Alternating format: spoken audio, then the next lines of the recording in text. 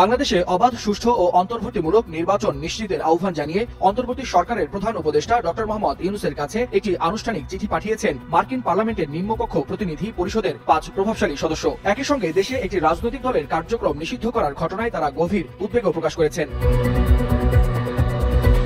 চিঠিতে বলা হয়, জাতীয় সংকটের প্রেক্ষাপটে ফেব্রুয়ারি নির্বাচনের লক্ষ্যে অন্তর্বর্তী সরকারের দায়িত্ব নেয় ডক্টর মোহাম্মদ ইউনূসের পদক্ষেপকে তারা স্বাগত জানাচ্ছেন।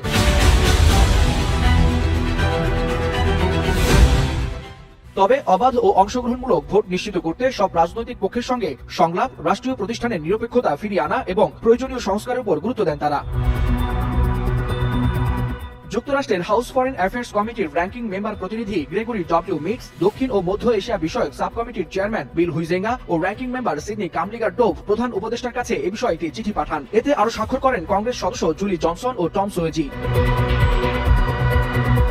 মঙ্গলবার মার্কিন হাউস ফরেন অ্যাফেয়ার্স কমিটির ওয়েবসাইটে প্রকাশিত বিজ্ঞপ্তিতে এই কংগ্রেস সদস্যরা আশঙ্কা করেন, যদি রাজনৈতিক দলগুলোর কার্যক্রম স্থগিত থাকে বা আন্তর্জাতিক অপরাধ ট্রাইব্যুনাল নতুন করে চালু করা হয়, তাহলে গণতান্ত্রিক লক্ষ্য ব্যাহত হতে পারে। তাদের মতে, সংগঠনের স্বাধীনতা ও ব্যক্তিভিত্তিক জবাবদিহি এগুলো আন্তর্জাতিকভাবে স্বীকৃত মৌলিক মানবাধিকার। তাই কোনো দলকে একযোগে নিষিদ্ধ করা এসব নীতির সঙ্গে সামঞ্জস্যপূর্ণ নয়।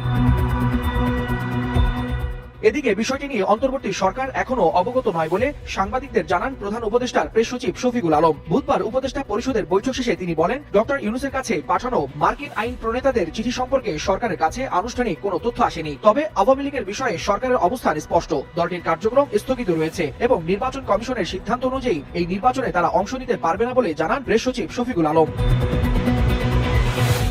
ওয়ালিউল হাসানাত, যুগান্তর নিউজ।